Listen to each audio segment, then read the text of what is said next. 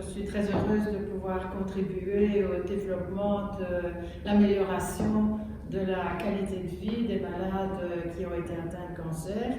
Et je dirais que mon sujet de prédilection actuellement, c'est tout ce qui est l'aspect retour à la vie normale après un cancer. Il y a une vie après le cancer. Tout à fait. Et donc, je me permettrai de vous poser quelques questions un peu plus précises pour remplir le sujet, pour un peu étoffer le sujet. Alors, en fait, quels sont les défis actuels en matière de cancer? A-t-on fait des progrès? C'est-à-dire, dans tout ce qui touche au cancer, la prévention, le dépistage, l'identification de la maladie, le traitement, le suivi, et puis enfin, surtout, retrouver une vie sociale après, qui sera en fait le thème de la conférence, vivre après le cancer. Ça fait beaucoup de questions. Oui, il y a énormément de défis, mais il y a aussi énormément d'espoir. Je trouve que c'est incroyable et fantastique de vivre et de travailler en cancérologie à l'époque actuelle. Quand j'ai été diplômée médecin en 1974, annoncer un diagnostic de cancer à un patient était une sentence de mort. Aujourd'hui, ce n'est plus du tout ça. Et effectivement, je me suis battue pendant 45 ans pour améliorer la survie des malades atteints de cancer. Et donc maintenant, je dirais que c'est un immense plaisir de pouvoir me battre pour la survie et la réhabilitation à une vie dite normale. Alors, des défis, il y en a énormément. Tout d'abord, je ne veux pas vous effrayer, mais l'incidence du cancer, donc le diagnostic de nouveaux cas, augmente en Europe chaque année. Pour une raison très simple, c'est que nous vieillissons. Nous mourrons moins d'accidents de voiture, de pneumonie, de tuberculose, de maladies cardiaques, et donc la population vieillit, et comme le cancer est une maladie essentiellement de dégénérescence cellulaire et de défaut des mécanismes de réparation à l'échelle de nos cellules, ce qui fait dire qu'il ne faut pas s'étonner de voir de plus en plus de cancers, tant chez les hommes que chez les femmes. Donc ça, c'est un premier défi, faire face à une incidence augmentée, ce qui a énormément d'implications pour les pouvoirs publics, pour ce qu'on appelle les healthcare professionals, ceux qui vont traiter les infirmières, les médecins, les lits, l'accès aux soins, les médicaments. Donc il y a toute une série de défis auxquels on a à faire face en matière de santé publique dans nos pays européens. Ce qui veut dire qu'en fait, il y a de meilleures chances, maintenant je vais prendre le point de vue du patient, c'est qu'il y a de meilleures chances de guérir. On devient plus âgé, on traite mieux le cancer, et donc la question suivante est comment se réinscrire, avec quelle aide peut-on se réinscrire dans la vie normale en fait, puisqu'on peut estimer que pas mal de cancers, notamment du sein, il y a des cancers un peu plus dangereux, dirons-nous, mais on peut en survivre, et alors que se passe-t-il?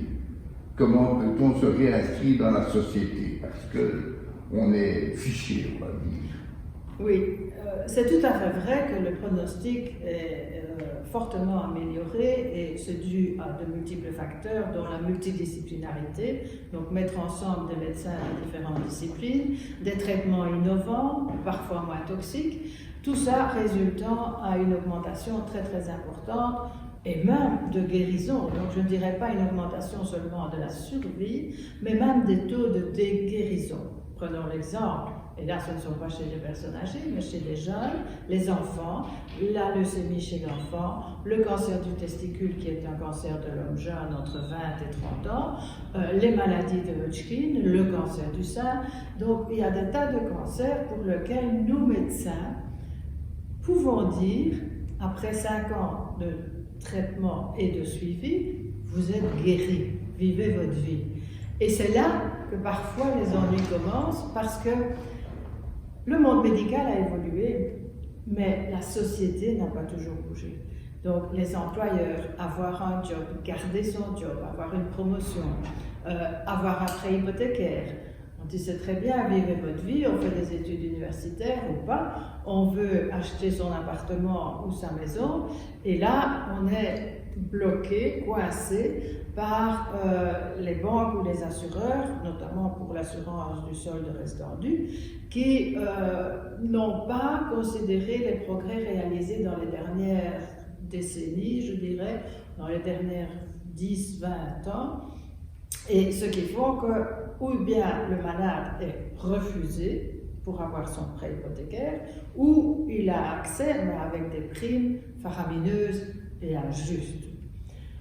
Voilà tout le challenge à laquelle j'attribue la dernière partie de ma carrière, je dirais. Ouais. C'est la notion de droit à l'oubli. Donc, faire comme s'il n'y avait pas eu de cancer à un moment où nous disons on est guéri. Donc, si je comprends bien, c'est parfait si on peut se réinscrire dans la société. Mais assurance, prêt bancaire, etc.,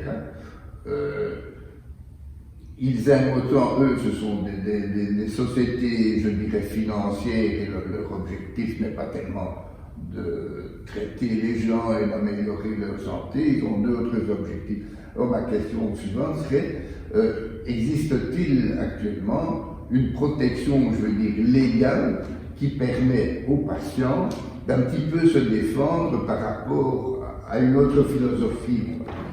Oui. Et je suis très heureuse de vous dire qu'effectivement, il y a des dispositions légales. En France, ça a été le pays pionnier à l'échelle européenne. Vous savez que j'ai toujours travaillé à l'échelle européenne, donc j'aime bien de faire une vision européenne de la chose. En France, il y a depuis 2016 un contexte législatif, une loi qui se base sur une convention qui a été faite et qui s'appelle AERAS. C'est Assurance, Emprunt, Risque Augmenté de Santé.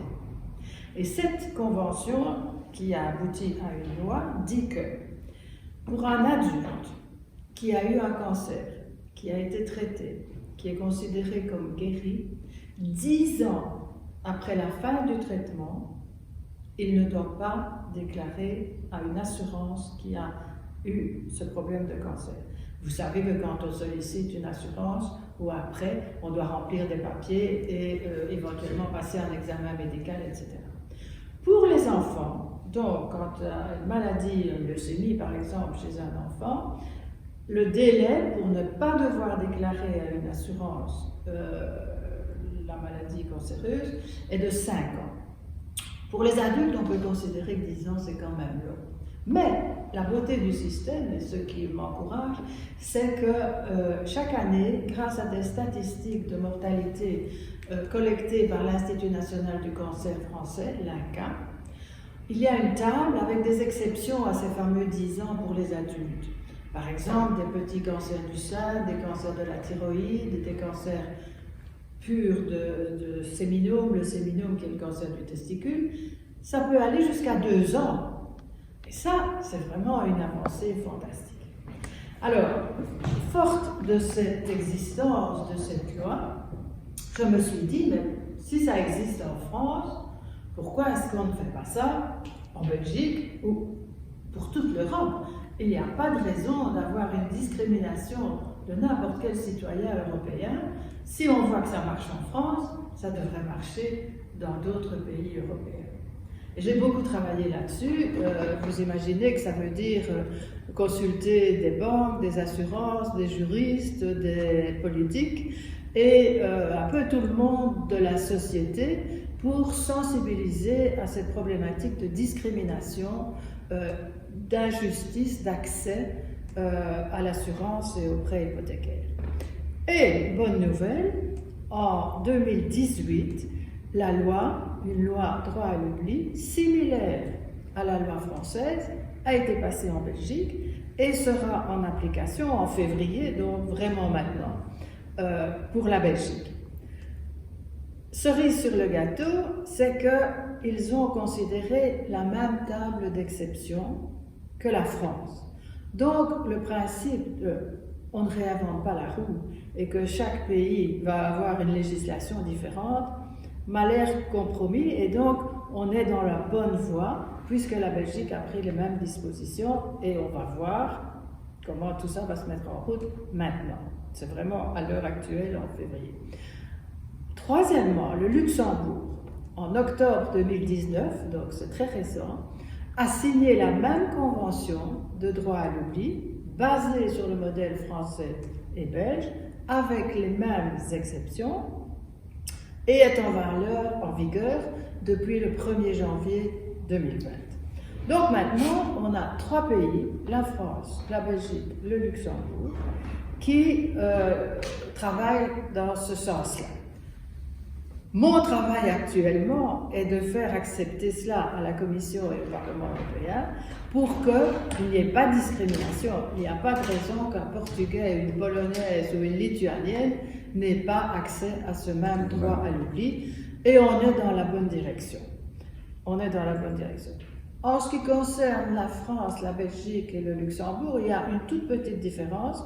C'est que pour la France, le montant maximum d'accès au prêt est pour une maison, c'est pour sa propre maison, c'est pas pour faire de l'immobilier et acheter beaucoup d'immeubles, c'est pour son propre logement, c'est jusqu'à 320 000 €.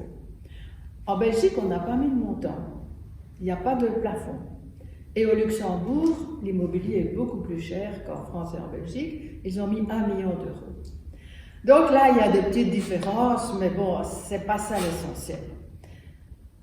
L'essentiel maintenant est de faire passer la chose à l'échelle européenne.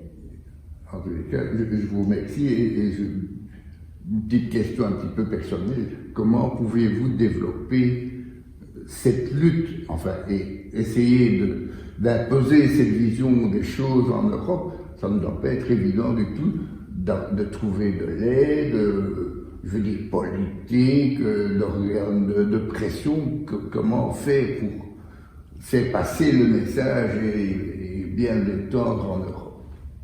Je suis persistante, je suis volontaire, j'ai décidé de mettre toute mon énergie là-dedans. J'ai la chance d'être soutenue par énormément de personnes. J'ai maintenant un juriste, parce que je ne suis pas avocat, qui travaille avec moi pendant 2 ans sur ce sujet. Et je suis surtout extrêmement encouragée par les déclarations qui ont été faites ce 4 février à l'occasion de la journée mondiale du cancer, déclarations qui ont été faites au Parlement européen conjointement par la Commission et le Parlement, dans la salle où j'étais présente, et où il a été clairement dit par Madame von der Leyen, présidente de la Commission, et par Stella Kyriakides, la commissaire santé, que le droit à l'oubli est dans la feuille de route et est une priorité pour le plan cancer. Donc ça, c'est extrêmement encourageant. Donc ça vaut toute l'énergie que je dépense à ce sujet. Je dirais formidable. En tous les cas, merci d'avoir répondu à ces quelques questions.